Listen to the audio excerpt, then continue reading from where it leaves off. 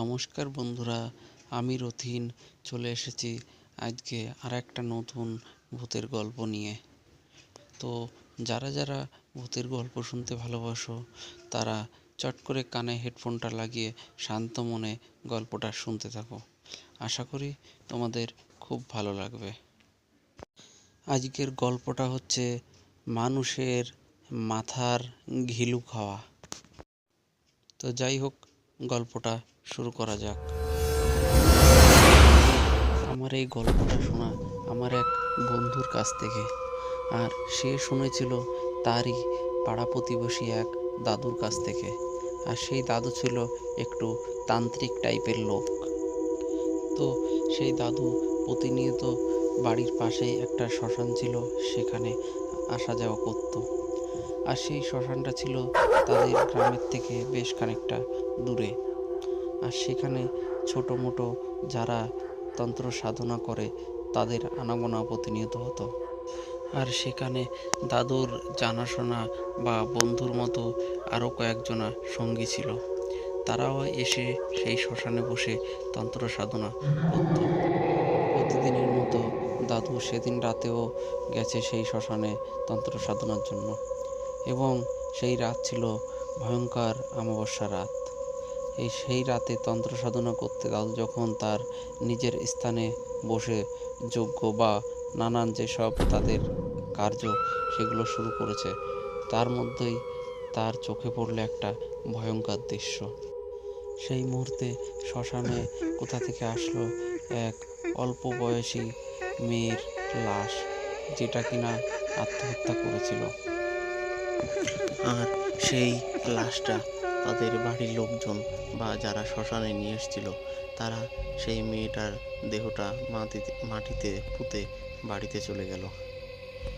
তার বেশ কিছুক্ষণ পরে সেই শ্মশানে উপস্থিত হলো এক অন্য রকম দেখতে এক তান্ত্রিক, যার আকার আকৃতি দেখলে সাধারণ যে কেউ লোক ভয় পেয়ে যেত।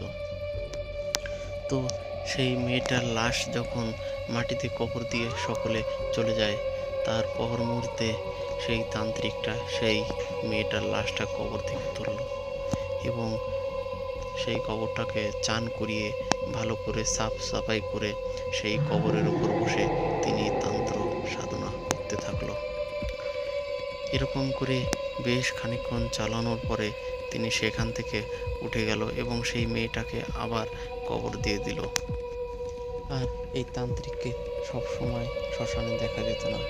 তার দেখা মিলত যখনই শ্মশানে কোনো অপঘাতে মৃত্যু লাশ বা বডি এসে পৌঁছাতো, তখন তাকে দেখা যেত।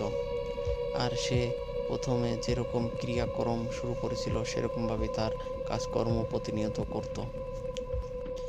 আর সেই তান্ত্রিক কখনো সেই মৃতদেহের উপরে বসে তন্ত্র সাধনা করত, আবার কখনো মৃতদেহটাকে সামনে রেখে মাটিতে বসে তন্ত্র সাধনা করত। তো এরকম করে মোটামুটি 6 মাস পেরিয়ে গেল। তারপরে বেশ কিছুদিন সেই তান্ত্রিকের আর দেখা পাওয়া মিলল না সেই শ্মশানে, এবং তার বেশ কিছুদিন পর আবার যখন কোনো একটা অপ্রঘাতে মৃত্যু বডি এসে পৌঁছালো সেই শ্মশানে, তখন আচানক সেই তন্ত্র সাধনক বা সেই তান্ত্রিককে দেখা মিলল। আর সেই রাতে এমন এক ভয়ঙ্কর দৃশ্য ঘটল, যেটা দেখে সকলেই কম বেশি ভয় পেয়ে গেল।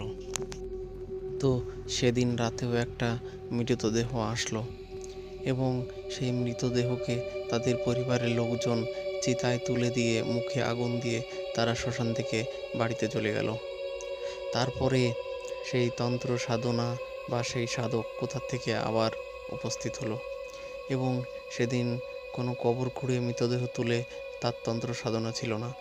সেদিন সেই চিতার পাশে বসে তন্ত্র সাধনা শুরু করলো, এবং সেই মৃতদেহটা যখন মোটামুটি আধপোড়া হয়ে গেল, সেই মুহূর্তে তিনি সেই ভয়ঙ্কর ঘটনা ঘটালো।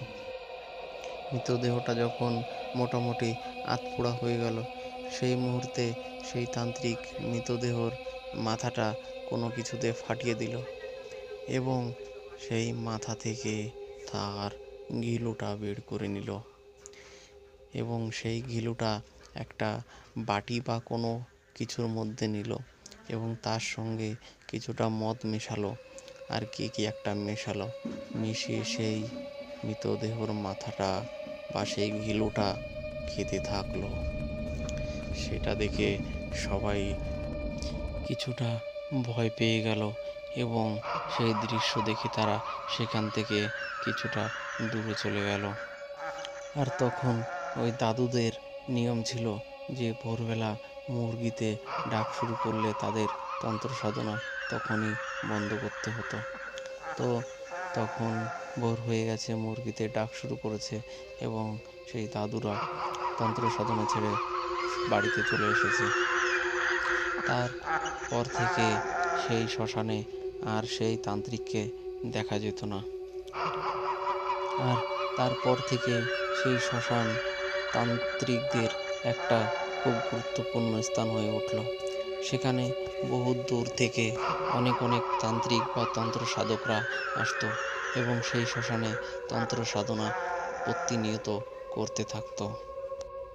আর সেই দাদুও সেই শ্মশানের এক খুব বড় নামি দামি তান্ত্রিক হয়ে গেল। তো যাই হোক বন্ধুরা, আজকের এই গল্পটা তোমাদের কেমন লাগলো সবাই কমেন্টে জানিও। আর যদি ভালো লাগে থাকে তাহলে এই গল্পটা সবাইকে শেয়ার করে দিও এবং আমার এই চ্যানেলটা সাবস্ক্রাইব করে দিও এবং পাশে থাকা বেল আইকনটা প্রেস করে দিও। তাতে পরবর্তী কোনো এরকম ভূতের গল্প বা ভয়ঙ্কর কোনো গল্প আসলে তোমাদের কাছে খুব জলদি নোটিফিকেশান পৌঁছে যায়। নমস্কার, আবার দেখা হচ্ছে পরবর্তী ভিডিওয়।